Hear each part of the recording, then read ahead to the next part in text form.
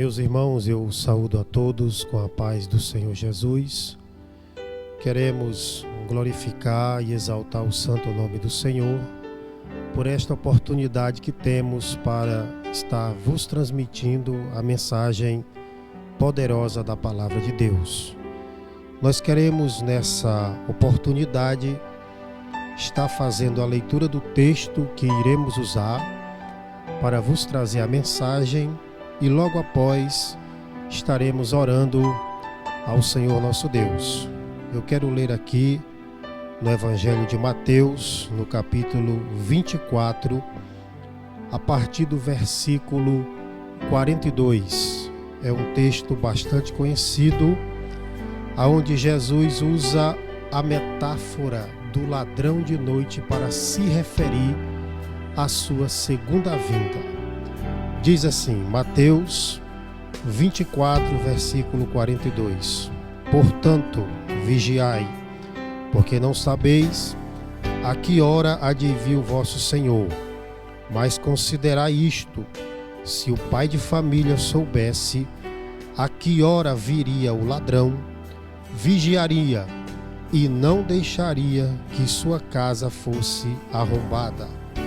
Por isso, estai vós também apercebidos, porque o Filho do Homem há de voltar à hora em que não penseis. Oremos. Maravilhoso Deus, Pai celestial, Deus Todo-Poderoso, nesse momento, Senhor, magnificamos e exaltamos o Teu santo nome por estarmos aqui nesta noite para transmitir a Tua poderosa palavra. Que o Senhor venha estar abençoando grandemente a vida de todos aqueles que nesta noite estarão ouvindo a mensagem poderosa do Evangelho. Te pedimos estas bênçãos, te agradecemos em nome de Jesus. Amém. Meus irmãos, gostaríamos de falar a respeito da segunda vinda de Jesus. É um tema que com certeza está sendo anunciado bastante nestes últimos dias.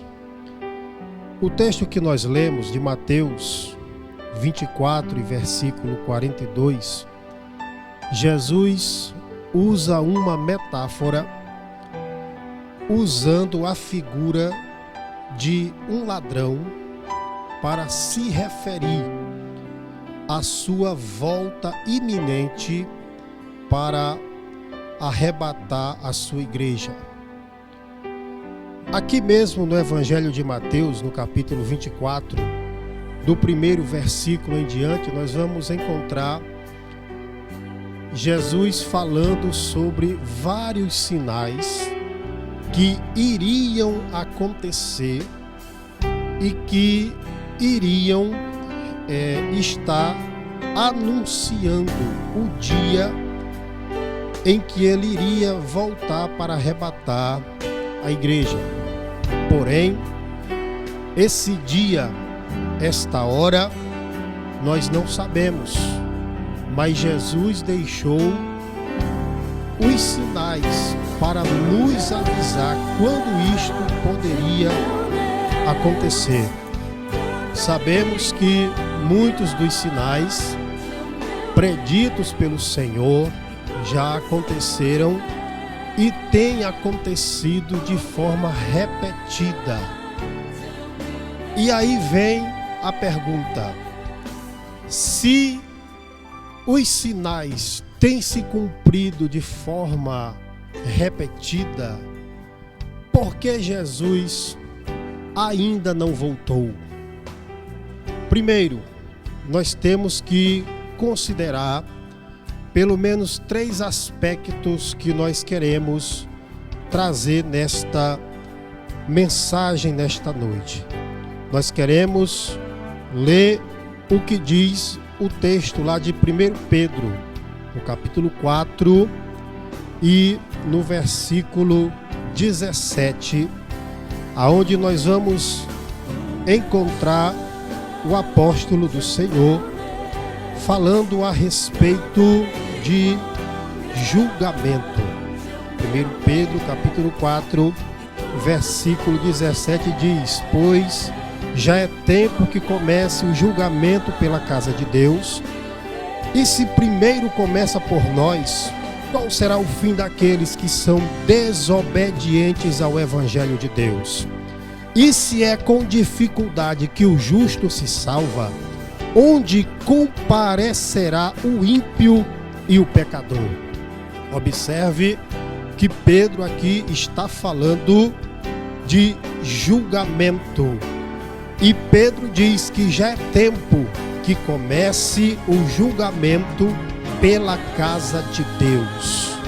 Antes do Senhor julgar o mundo, Ele primeiro vai julgar a sua igreja. Primeiro Jesus julgará o seu povo.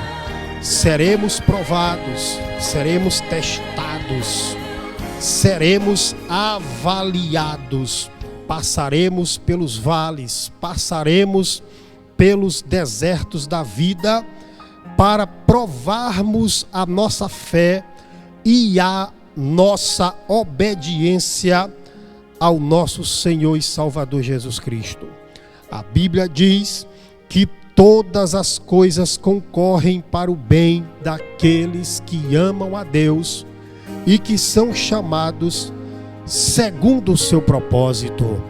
Deixa eu te dizer uma coisa: suporte a provação, passe no teste da tribulação, passe no teste da luta. Somente é vencedor aquele que suporta a maratona. Aqui está destinado a percorrer. Louvado seja o nome do Senhor nosso Deus. Em Romanos, no capítulo 8, no versículo 18, Paulo diz que as aflições deste tempo presente não são para se comparar com a glória que em nós há de ser revelada. O próprio Deus julgará o seu povo. Louvado seja o nome do Senhor. Nós podemos ver que em 2 Pedro 3, 8 e 9, o apóstolo vai falar a respeito da longanimidade de Deus. Diz assim o texto: mas, amados, não ignoreis uma coisa, que um dia para o Senhor é como 1000 anos, e 1000 anos como um dia. O Senhor não retarda a sua promessa, ainda que alguns a tenham por tardia. Ele é longânimo para convosco, não querendo que ninguém se perca, senão que todos venham a arrepender-se.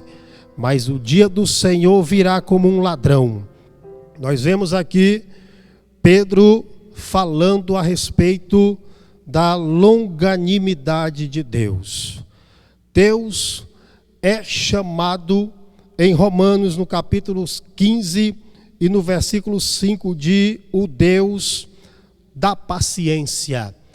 Paulo se refere ao Senhor como o Deus da paciência, porque Ele é o autor da graça, porque Ele é o autor de todas as coisas e Ele é paciente em si mesmo, pois este é um dos atributos de Deus, no qual Ele pode, em alguma medida, ser imitados por nós.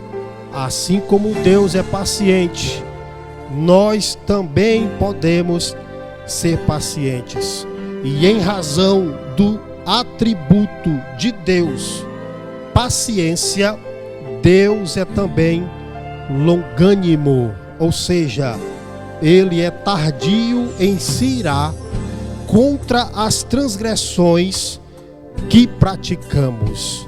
Jesus ainda está dando uma oportunidade para aqueles que têm rejeitado o Evangelho, para aqueles que estão distanciados do Evangelho e para aqueles que estão na igreja, mas que não estão levando a sério a sua vida com o Senhor, a sua vida espiritual, a sua comunhão, o seu compromisso com Deus. A Bíblia diz que Deus não retarda a sua promessa, ainda que alguns a tenham por tardia. Ele é longânimo para convosco. Deus está sendo paciente com muitas pessoas. O Senhor está sendo longânimo para com muitas pessoas. Por isso, Jesus ainda não tem voltado para arrebatar sua igreja. A Bíblia diz que a vontade de Deus é que todos venham ao arrependimento.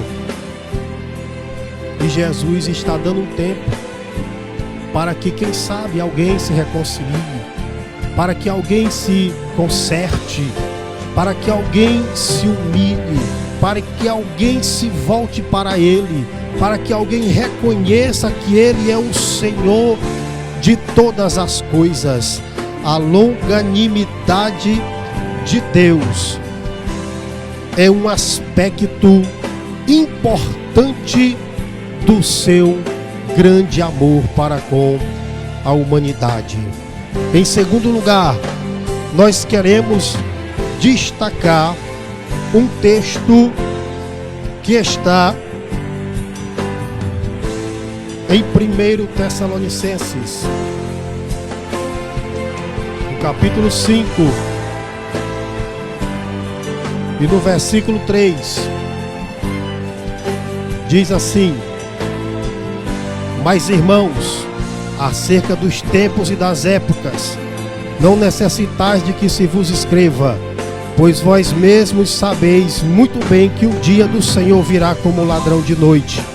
Quando andarem dizendo a paz e segurança, então lhes sobrevirá repentina destruição, como as dores de parto aquela que está grávida, e de modo nenhum escaparão. O mundo está entrando em colapso. Há tantas crises no mundo. Entre elas está a fome, entre elas está a violência, o terrorismo, a criminalidade, a economia, a corrupção na política e muitas outras mais. E agora, entre tantas outras que existem no mundo, está a Covid-19, está o coronavírus, uma doença terrível que está causando terror no mundo, está levando a óbito milhares de pessoas todos os dias, em todas as partes do mundo. Muitos são as pessoas vítimas do coronavírus. Os governos estão pedindo isolamento social, quarentena, para que o contágio seja evitado. O mundo está em pânico. Mais do que nunca ecoa o clamor por um líder mundial.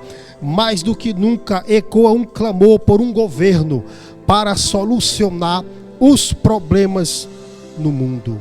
E a qualquer momento, esse homem pode ser apresentado no cenário mundial. A qualquer momento, o anticristo, o homem do pecado, pode surgir no cenário do mundo. Porém, meus irmãos, para que ele seja apresentado, a Bíblia diz que é preciso que alguém que impede o seu surgimento no cenário mundial seja afastado, seja retirado, para que ele seja revelado ou apresentado no mundo. E este um que agora o detém está em 2 Tessalonicenses, no capítulo 2 e no versículo 7 e 8 em diante, quando diz assim: Pois já o mistério da injustiça opera, somente há um que agora o detém, até que seja afastado, e então será revelado o iníquo, a quem o Senhor desfará pelo sopro da sua boca e aniquilará pelo esplendor da sua vinda.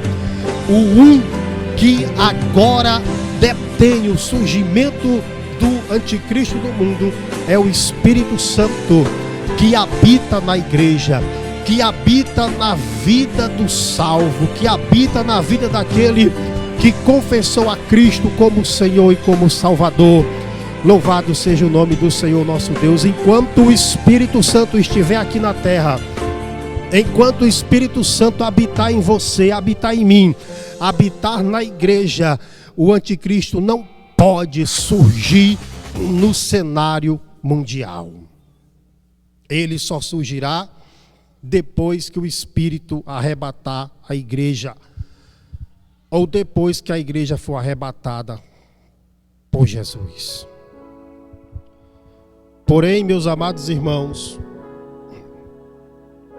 o mundo está entrando em um colapso, como já vos disse antes. E se torna cada vez mais necessário uma solução para o que está acontecendo no mundo. Em 1 Tessalonicenses, no capítulo 5, vai dizer, e no versículo 3, quando andarem dizendo a paz e segurança, então lhes sobrevirá repentina destruição. Um acordo será feito entre líderes mundiais, prometendo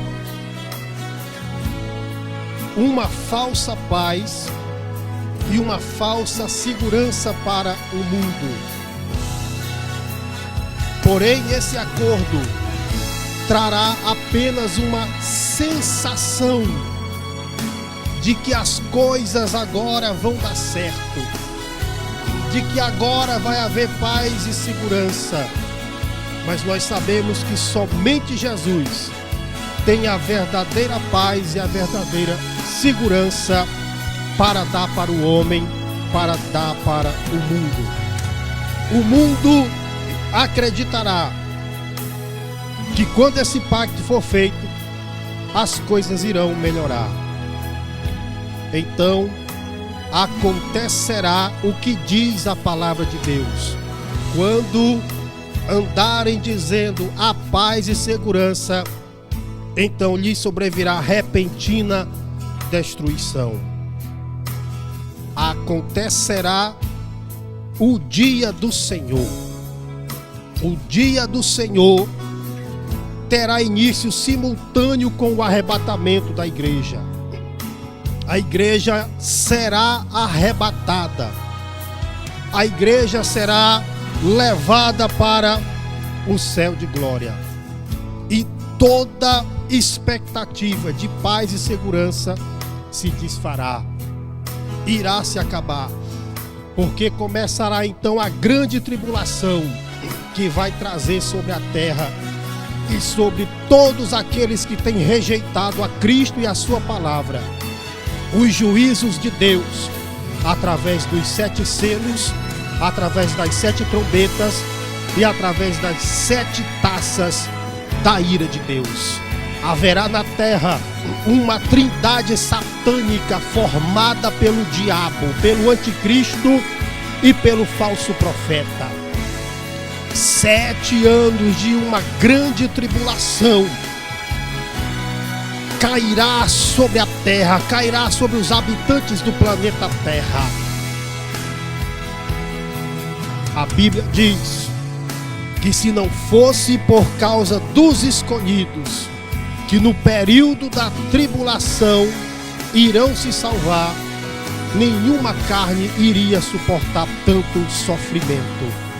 Portanto, meus amados irmãos, o dia do Senhor não é para nos pegar de surpresa.